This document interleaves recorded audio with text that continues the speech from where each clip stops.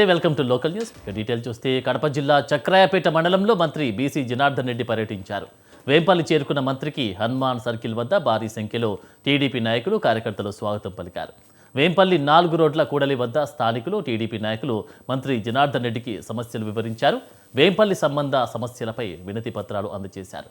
సమస్యలను పరిష్కరించడంపై దృష్టి సారిస్తామని మంత్రి జనార్దన్ రెడ్డి హామీ ఇచ్చారు.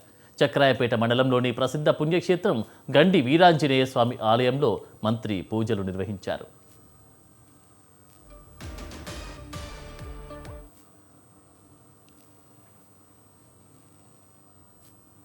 కోనసీమ జిల్లా అమలాపురంలో హర్ ఘర్ తిరంగా సైకిల్ ర్యాలీలో ఎమ్మెల్యే, కలెక్టర్, జిల్లా ఎస్పీ పాల్గొన్నారు.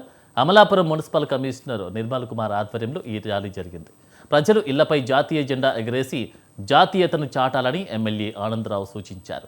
ఈ ర్యాలీలో కలెక్టర్ మహేష్ కుమార్, ఎస్పీ రాహుల్ మీనా పాల్గొన్నారు.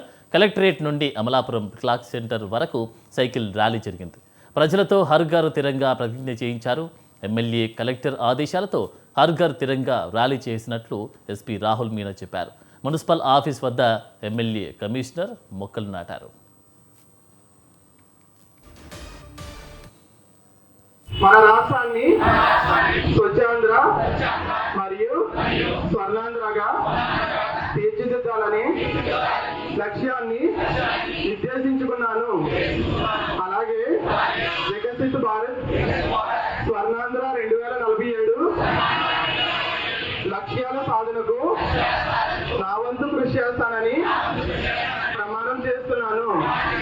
ప్రజలందరూ కూడా ఆంధ్రప్రదేశ్ భారతదేశ పౌరుడిగా మన రాష్ట్రాన్ని స్వచ్ఛాంధ్ర మరియు స్వర్ణాంధ్రగా తీర్చిదిద్దాలని లక్ష్యాన్ని నిర్దేశించుకున్నాను.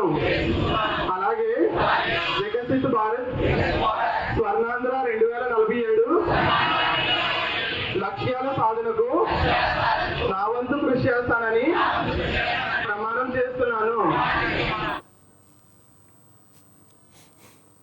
కూటమి ప్రభుత్వం వచ్చిన తర్వాత ఆంధ్రప్రదేశ్లో విద్యా వ్యవస్థ అస్తవ్యస్తంగా ఉందని ఎమ్మెల్సీ రామసుబ్బారెడ్డి వివరించారు. పరీక్షలు రాయకుండానే స్పోర్ట్స్ కోటాలో చాలా మందికి ఉద్యోగాలు ఇవ్వడమేంటని ఆయన ప్రశ్నించారు. కడపలోని వైసీపీ ఆఫీస్లో ఆయన మీడియాతో మాట్లాడారు. కూటమి ప్రభుత్వ పాలనలో రైతన్న కష్టాల్లో ఉండానన్నారు. డీజిల్, పెట్రోల్ రేట్లు బాగా పెంచేసి రైతులను ఇబ్బంది పెడుతున్నారని విమర్శించారు. ప్రజల పక్షాన పోరాడిన వారిపై కూటమి సర్కార్ కేసులు పెడుతుందని రామసుబ్బారెడ్డి మండిపడ్డారు. వైసీపీ ర్యాలీలో పాల్గొన్న ఎంపీ అవినాష్ రెడ్డి పైన, తనపైన 400 మంది పైన కేసులు పెట్టడం ఏమిటని మండిపడ్డారు. పరిపాలన మీద ఈరోజు మనం చూస్తే ఎక్కడ చూసినా కూడా దోపిడీ, అరాచకాలు, తప్పుడు కేసులు. ఎవరైనా మాట్లాడితే అయ్యా రైతు ఇబ్బంది పడినాడన్నా కేసులు పెడుతున్నారు. పిల్లలు ఫీజు రియంబర్స్మెంట్ బకాయిలు చెల్లించమంటే కేసులు పెడతా ఉన్నారు. లోను ఇచ్చేదానికి రైతు రోడ్డు మీదకి వచ్చినా కేసులు పెడతా ఉన్నారు. ఈరోజు ఇలాంటి పరిస్థితుల్లో ప్రజల పక్షాన, పేదవాళ్ళ పక్షాన, రైతుల పక్షాన, ఈరోజు నిరుద్యోగ యువత పక్షాన డిఎస్సిలో జరిగిన అక్రమాలపైన పెద్ద ఎత్తున రాష్ట్ర వ్యాప్తంగా ఆందోళన చేపట్టి పర్మిషన్లు తీసుకొని అయ్యా మేము ఈ ఆందోళన శాంతియుతంగా ఎక్కడ కూడా ఎలాంటి సమస్య లేకుండా, ప్రజలకు ఇబ్బంది కలగకుండా శాంతియుతంగా దీక్షలు కానీ, ర్యాలీలు కానీ చేపట్టిన పరిస్థితి మీరు అందరూ కూడా చూశారు, మీడియా వాళ్ళు కానీ, ప్రజలు కూడా. ఇలాంటిది ప్రభుత్వం మీద ఉన్న వ్యతిరేకత జీర్ణించుకోలేక, ప్రజలకు సమాధానం చెప్పడం చేతగాక ఈరోజు ఈ అరాచక పాలన, ఈ దోపిడీ పాలన మీద ప్రజలందరూ కూడా వ్యతిరేకిస్తున్నటువంటి పరిస్థితులలో దాన్ని ఏ విధంగా అయినా కూడా నోరు నొక్కేయాలా అని చెప్పి అధికారాన్ని అడ్డం పెట్టుకొని పోలీసుల మీద ఒత్తిడి తీసుకొచ్చి ఇక్కడ ఉన్నటువంటి కూటమి నాయకులు. చిత్తూరు జెడ్పీ చైర్మన్ గోవిందప్ప శ్రీనివాసులు కీలక ప్రకటన చేశారు. తన రాజకీయ భవిష్యత్తు జగన్మోహన్ రెడ్డి చేతుల్లోనే ఉందన్నారు. ఉమ్మడి చిత్తూరు జిల్లా జెడ్పీ స్థాయి సంఘ చివరి సమావేశం శ్రీనివాసులు అధ్యక్షత వహించారు. తన కుటుంబ రాజకీయ నేపథ్యం కాంగ్రెస్, ముఖ్యంగా వైఎస్ రాజశేఖర రెడ్డి, జగన్మోహన్ రెడ్డితో ముడిపడి ఉందన్నారు. ప్రభుత్వం మారినా తాను వైసీపీని వీడలేదన్నారు. గత 2 ఏళ్లుగా స్థానిక సంస్థలకు నిధులు రాక అభివృద్ధి ఆగిపోయిందని శ్రీనివాసులు విమర్శించారు. 2021-26 మధ్య జిల్లాలో సుమారు 600 కోట్ల రూపాయల పనులు పూర్తి చేసినట్టు తెలిపారు. ఈరోజు చిత్తూరు జిల్లా పరిషత్ స్థాయి సంఘ సమావేశం చివరిదిగా మొదలై ఈరోజు ముగిస్తున్నాము. జరుపుకోవడం చాలా ఆనందంగా ఉంది. 2021లో మేము ఏదైతే పాలకవర్గంలో జిల్లా పరిషత్ చైర్మన్గా ప్రమాణ స్వీకారం చేసి పదవి బాధ్యతలు తీసుకున్న తర్వాత చిట్ట స్థాయి సంఘ సమావేశం ఈరోజు జరుపుకోవడం జరిగింది. ముఖ్యంగా ఉమ్మడి చిత్తూరు జిల్లాలో 65 మండలాలు ప్లస్ 2 కోఆప్షన్ మెంబర్ల ఆధ్వర్యంలో ఉమ్మడి చిత్తూరు జిల్లా పూర్తి స్థాయిలో అభివృద్ధి చెందిందని చెప్పి ఏమాత్రం సంకోచించకుండా చెప్తున్నాను. 65 మండలాల్లో కూడా ప్రతి జిల్లా పరిషత్ సభ్యుడు కూడా దాదాపు 3 నుండి 5 కోట్ల అభివృద్ధి కార్యక్రమాలు చేయడం జరిగింది. అదేవిధంగా మా పాలకవర్గ సమయంలో కారుణ్య నియామకాలు కానీ, జిల్లా పరిషత్లో ప్రమోషన్స్ కానీ, ట్రాన్స్ఫర్స్ కానీ అన్నీ కూడా పారదర్శకంగా చేశాము. అది చేయడం ఒక తృప్తినిచ్చింది అని కూడా పూర్తి స్థాయిలో భావిస్తున్నాను. కర్నూలు జిల్లా సరిహద్దుల్లో తుంగభద్ర దిగువ కాలువ నీటిపై వివాదం నెలకొంది. ఆంధ్రప్రదేశ్కు రావాల్సిన నీటిని కర్ణాటక రైతులు అడ్డుకుంటున్నారని రైతులు ఆందోళన వ్యక్తం చేస్తున్నారు. కర్ణాటక ఆంధ్ర సరిహద్దుల్లో తుంగభద్ర దిగువ కాలువ 155వ కిలోమీటర్ వద్ద కర్ణాటక రైతులు ఇసుక బస్తాలతో కాలువకు అడ్డుకట్ట వేసి నీటిని మళ్లించుకుంటున్నారని ఆరోపిస్తున్నారు. ఏపీకి రావాల్సిన తుంగభద్ర నీటిని కర్ణాటక రైతులు అడ్డుకోవడంతో తమ పంటలకు నీరు అందడం లేదని రైతులు ఆవేదన వ్యక్తం చేస్తున్నారు. ప్రభుత్వం వెంటనే ఆంధ్ర వాటా నీటిని విడుదల చేయించాలని కోరారు. ఏపీ నుంచి తమకు నీటి ఇండెంట్ రాలేదని, అందుకే నీటి విడుదల చేయలేదని అధికారులు తెలిపారు. కాలువ రైతులు అంటే ఇక్కడ కర్ణాటక కాలువ ఉంది.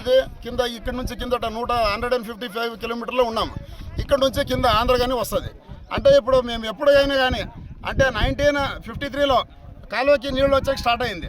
అంటే కాలువ డిజైనింగ్ చేసినది ఎట్లంటే ఆంధ్ర కర్ణాటక జాయింట్ వాటర్ 1800 క్యూసెస్కే డిజైన్ చేసినారు. అంటే ఇప్పుడు మాది కర్ణాటక కోట మాత్రం ఇచ్చినారు. అంటే ఆంధ్ర కోట తీసుకోలేదు. కర్ణాటక కోట మాత్రం నీళ్ళు వస్తే మనకి నీళ్ళు ఎత్తలేదు. కర్ణాటకకి అక్కడక్కడ ఏమైపోయిందంటే ఒక డీపీకి నీళ్ళు వస్తే ఒక డీపీకి నీళ్ళు రావట్లేదు. రైతులంతా చాలా సంకష్టంలో ఉన్నాం.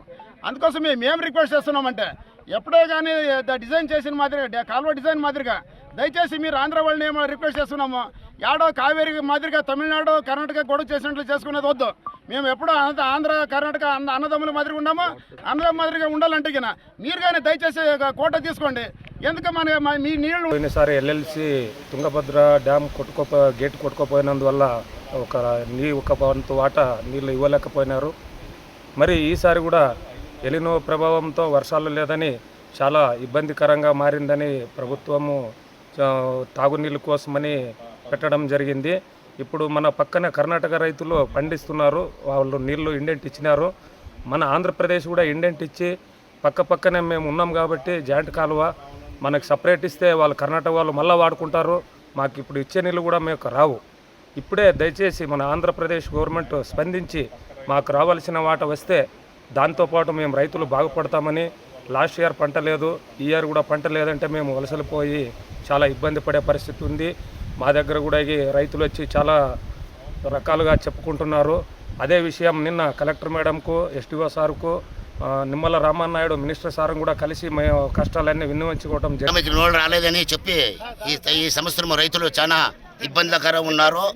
కాబట్టి ఈ కర్ణాటక డ్యాములో వచ్చినట్ల ఒక తుంగభద్ర తల్లి ఇబ్బంది వడలన్నీ నిండింది.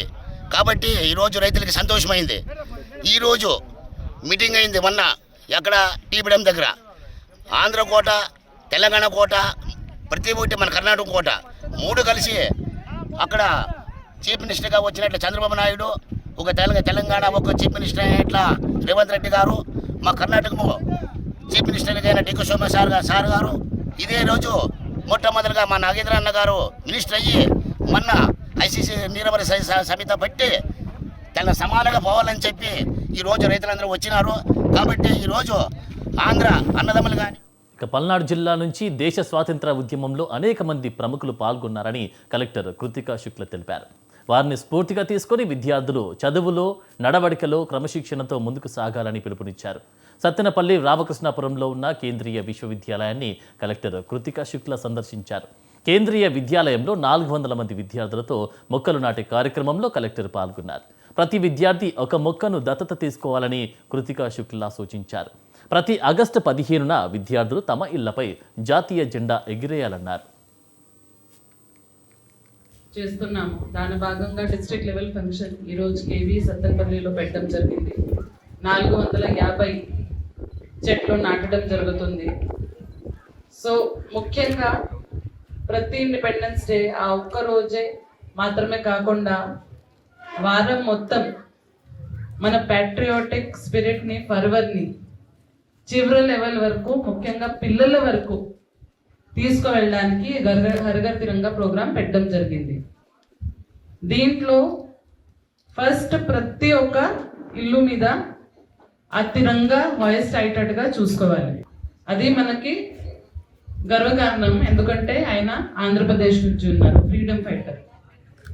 అసలు ఈ ఇండిపెండెన్స్ కోసం ఎన్ని సంవత్సరాలు మన ఫ్రీడమ్ ఫైటర్స్ పని చేశారు.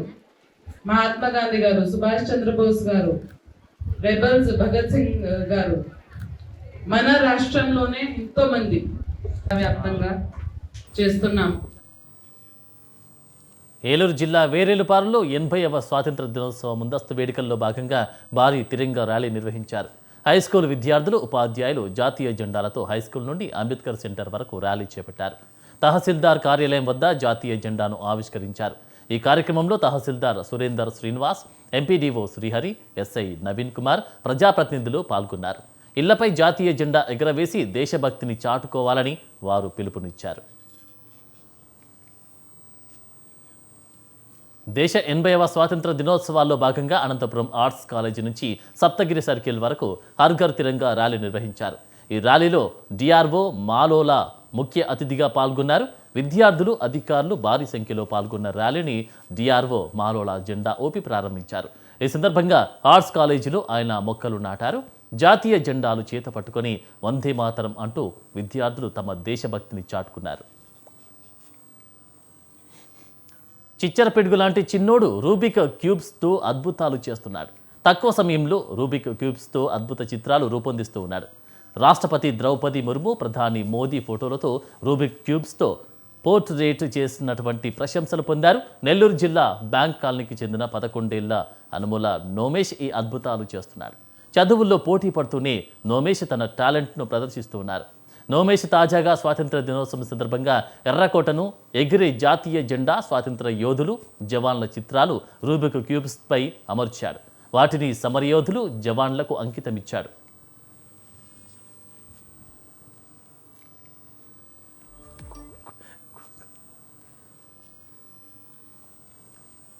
సంగారెడ్డి జిల్లా జహీరాబాద్లో బీజేపీ ఆధ్వర్యంలో భారీ తిరంగా ర్యాలీ నిర్వహించారు.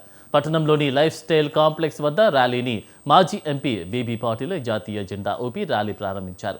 భారీ జాతీయ జెండాను ప్రదర్శిస్తూ విద్యార్థులు, నాయకులు అంబేద్కర్ చౌక్ మీదుగా గెస్ట్ హౌస్ వరకు ర్యాలీ కొనసాగించారు. హర్ ఘర్ తిరంగా నినాదాలు హోరెత్తిస్తూ ఇంటింటా జాతీయ జెండా ఎగిరేయాలని వారు పిలుపునిచ్చారు. ఖమ్మం జిల్లా ముదిగొండలో బీఆర్ఎస్ నాయకులు, శ్రేణులు ఆందోళన చేపట్టారు. రాష్ట్ర ప్రభుత్వం వృద్ధాప్య పెన్షన్ దరఖాస్తులను కూడా స్వీకరించాలని డిమాండ్ చేశారు. ఎన్నికల ముందు ఇచ్చిన హామీలు నెరవేర్చలేదని వారు ఆరోపించారు. వృద్ధులు, వికలాంగులు, వితంతువులు పెన్షన్ కోసం ఆఫీసుల చుట్టూ తిరుగుతున్నారన్నారు. అయినా అధికారులు పట్టించుకోవడం లేదని బీఆర్ఎస్ నేతలు మండిపడ్డారు. తహసీల్దార్కు బీఆర్ఎస్ నేతలు వినతి పత్రం సమర్పించారు.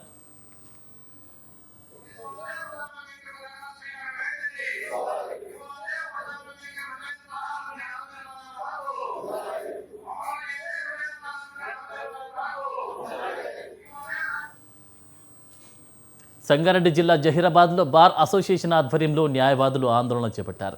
బార్ అసోసియేషన్ సభ్యుడు తుల్జారాం యాదవ్ను వీఆర్ఓ లక్ష్మీనారాయణ దుర్భాషలాడారని, బెదిరించారని న్యాయవాదులు ఆరోపించారు. వీఆర్ఓపై శాఖపరమైన చర్యలు తీసుకోవాలని డిమాండ్ చేస్తూ వారు కోర్టు విధులకు బహిష్కరించి ఆర్డీఓ ఆఫీస్ వరకు ర్యాలీ నిర్వహించారు.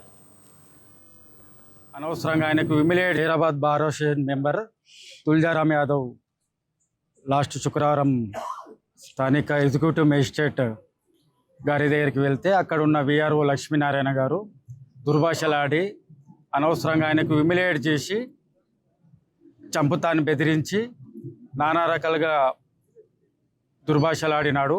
ఆ విషయంలో మేము ఎంఆర్ఓ గారి దృష్టికి తీసుకువెళ్ళడం జరిగింది. కానీ ఆయన ఎలాంటి చర్యలు తీసుకోలేదు. దానికి మా బార్ అసోసియేషన్ తరఫున స్పందించి తీర్మానం పాస్ చేసి మేము నిన్న పోలీస్ వారికి కంప్లైంట్ ఇవ్వడం జరిగింది. అడ్వకేట్ ప్రొటెక్షన్ యాక్ట్ ప్రకారము ఈరోజు ఆర్డీఓ గారి దగ్గర కూడా వచ్చి ఆయనపై చర్యలు తీసుకోవాలని మేము వినతి పత్రం సమర్పించడం జరిగింది. ఈయన లక్ష్మీనారాయణ చర్య గురించి తగిన విధంగా స్పందించకపోతే మేము ఫర్దర్గా ఇప్పుడు ఆల్రెడీ జిల్లా వ్యాప్తంగా మేము బాయ్కాట్ చేసినాము కోర్ట్స్ని. తెలంగాణ సంగారెడ్డి జిల్లా నారాయణఖేడ్లో ఏరియా ప్రభుత్వ ఆసుపత్రిలో మెగా రక్తదాన శిబిరం నిర్వహించారు. అభ్యంతకు చెందిన సుధీర్ 3 ఏళ్ల క్రితం రోడ్డు ప్రమాదంలో మరణించారు. నారాయణఖేడ్ బ్లడ్ డోనర్స్ సాయంతో సుధీర్ జ్ఞాపకార్థం స్వచ్ఛంద సంస్థ ఆధ్వర్యంలో అతని స్నేహితులు కుటుంబీకులు రక్తదాన శిబిరం నిర్వహిస్తున్నారు. ఆపద సమయంలో రక్తం అందక ఎందరో ప్రాణాలు కోల్పోతున్నారని నిర్వాహకులు తెలిపారు. అలాంటి వారిని కాపాడే ఉద్దేశంతో ఇలాంటి కార్యక్రమాలు చేస్తున్నట్లు తెలిపారు. శిబిరంలో సుమారు 60 మంది యువకులు రక్తదానం చేశారు. కాంగ్రెస్ నాయకులు పట్లొల్ల చంద్రశేఖర్ రెడ్డి, బ్లడ్ డోనర్స్ సభ్యులు ఈ శిబిరంలో పాల్గొన్నారు. మెగా బ్లడ్ డొనేషన్ క్యాంపు నిర్వహించడం జరుగుతుంది. మా సహ ఉపాధ్యాయుడు మాణిక్యం సార్ గారి బామ్మర్దైన సుధీర్ గారు హైదరాబాద్లో ఒక విషాదకరమైన యాక్సిడెంట్లో కాలం చేయడం జరిగింది. కాబట్టి వారి స్నేహితులందరి తరఫున ఇవాళ నారాయణఖేడ్ లోపల చేస్తున్న మెగా రక్తదాన శిబిరంలో పాల్గొనడం జరిగింది. ఇలాంటి అవకాశం నాకు దొరికినందుకు చాలా సంతోషిస్తున్నాను. గత 3 సంవత్సరాలుగా సుధీర్ ఫౌండేషన్ తరఫున చేస్తున్న ఈ బ్లడ్ క్యాంపెయిన్లో నేను క్రమం తప్పకుండా పాల్గొన్నాను.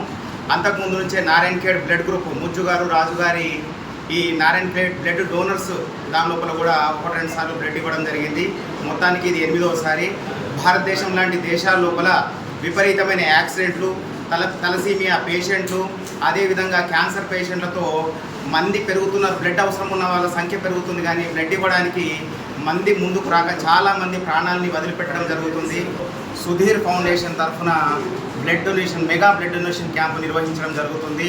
మా సహ ఉపాధ్యాయుడు మాణిక్యం సార్ గారి బామ్మర్దైన జగిత్యాల జిల్లా కోరుట్ల పోలీస్ స్టేషన్ పరిధిలోని రౌడీ షీటర్లకు పోలీసులు కౌన్సిలింగ్ నిర్వహించారు. రౌడీ షీటర్లకు సీఐ లక్ష్మీనారాయణ పలు సూచనలు చేశారు. అసాంఘిక కార్యకలాపాలకు పాల్పడవద్దని, శాంతి భద్రతలకు విఘాతం కలిగించకూడదని, నేరాలకు దూరంగా ఉండాలని ఆయన సూచించారు. చట్టవిరుద్ధ కార్యకలాపాలకు పాల్పడితే కఠిన చర్యలు తప్పవని హెచ్చరించారు. రౌడీ షీటర్ల ఫోటోలు, పూర్తి వివరాలతో ఫ్లెక్సీలు ఏర్పాటు చేసి వారి కదలికలను నిరంతరం పర్యవేక్షించాలని పోలీస్ సిబ్బందిని సీఐ ఆదేశించారు.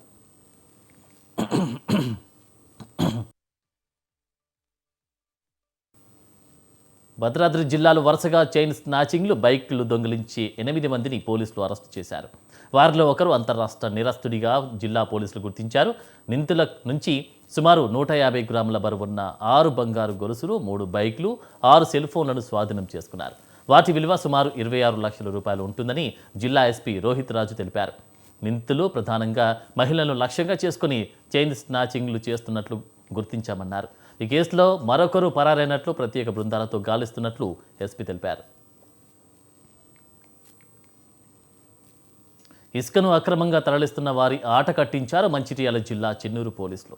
రాయపేట శివార్లో రాత్రి సమయంలో గోదావరి నది నుండి అక్రమంగా తరలిస్తున్న 2 ఇసుక ట్రాక్టర్లను పట్టుకున్నారు. 2 ట్రాక్టర్లను సీజ్ చేసి అనంతరం పోలీస్ స్టేషన్కు తరలించారు. ఇసుక అక్రమ తరలింపు కేసుకు సంబంధించి 2 ట్రాక్టర్ డ్రైవర్లు, యజమానులపై కేసు నమోదు చేశారు. భద్రాద్రి కొత్తగూడెం జిల్లా నెమలిపేటలో అక్రమంగా ఇసుక తరలిస్తున్న ట్రాక్టర్లపై అటవీశాఖ అధికారులు ఉక్కుపాదం మోపారు. వాగుల నుంచి అనుమతులు లేకుండా ఇసుక తరలిస్తున్నారన్న పలు ట్రాక్టర్లను సీజ్ చేశారు. అక్రమంగా ఇసుక రవాణా చేస్తే కఠిన చర్యలు తీసుకుంటామని అటవీశాఖ అధికారులు హెచ్చరించారు. అక్రమంగా ఇసుక తవ్వడం వల్ల వాగుల సహజ స్వరూపం దెబ్బతింటుంది అని, భూగర్భ జలాలపై తీవ్ర ప్రతికూల ప్రభావం పడుతుందని అన్నారు. ప్రభుత్వానికి ఆదాయం నష్టం కలిగించడమే కాకుండా పర్యావరణ సమతుల్యతకు ముప్పు వాటిల్లుతుందని తెలిపారు.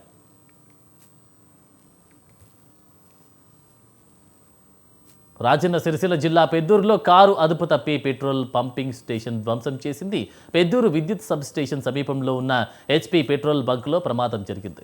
బంకులో పార్కింగ్ చేసిన కారును అక్కడ పనిచేసే ఒక వ్యక్తి పక్కకు జరిపే క్రమంలో కారు అదుపు తప్పి పెట్రోల్ పంపింగ్ స్టేషన్ను ఢీకొట్టింది. దీంతో పంపింగ్ మిషన్ ఒక్కసారిగా విరిగి కింద పడిపోయింది. ప్రమాద సమయంలో అక్కడ ఎవరూ లేకపోవడంతో పెను ప్రమాదం తప్పినట్లయింది. మహబూబాబాద్ జిల్లా డోర్నకల్లో పోలీసుల మెరుపు దాడులు నిర్వహించారు. ఈ దాడుల సందర్భంగా భారీ ఎత్తున గుడుంబ బెల్లం పానకం ధ్వంసం చేశారు. తాము రాముతండా పంచాయతీలోని లకావత్ తండాలో డోర్నకల్ సిఐ చంద్రమౌళి నేతృత్వంలో ఎస్ఐలు రియాజ్ పాషా, ఝాన్సీ సిబ్బంది దాడులు చేశారు. తండాలోని అనుమానితుల ఇళ్లలో జరిపిన సోదాలో దాదాపు 7 ఇళ్లలో 50 లీటర్ల గుడుంబాను పోలీసులు స్వాధీనం చేసుకున్నారు. గుడుంబా తయారీకి రెడీగా ఉంచిన 1500 లీటర్ల నల్ల బెల్లం పానకాన్ని పోలీసులు డ్రమ్ములతో సహా ధ్వంసం చేశారు. చట్ట వ్యతిరేక కార్యకలాపాలకు పాల్పడితే కఠిన చర్యలు తప్పవని సిఐ హెచ్చరించారు.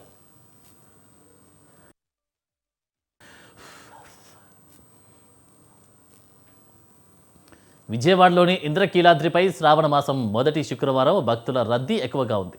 శ్రీ దుర్గా మల్లేశ్వర స్వామి దేవస్థానంలో శ్రావణ మాసం మహోత్సవాలు వైభవంగా మొదలయ్యాయి. ఇంద్రకీలాద్రికి తెలుగు రాష్ట్రాల నుండి వేలాదిగా భక్తులు తరలివచ్చారు. కనకదుర్గమ్మను దర్శించుకొని మొక్కులు చెల్లించుకున్నారు. ఈ సందర్భంగా ఆలయ పూజారులు అమ్మవారిని ప్రత్యేక పూజలతో అలంకరించారు. ఆలయ ప్రాంగణాన్ని సర్వంగా సుందరంగా తీర్చిదిద్దారు. శ్రావణ శుక్రవారం సందర్భంగా అర్చకులు శాస్త్రోక్తంగా ప్రత్యేకంగా కుంకుమార్చనలు నిర్వహించారు.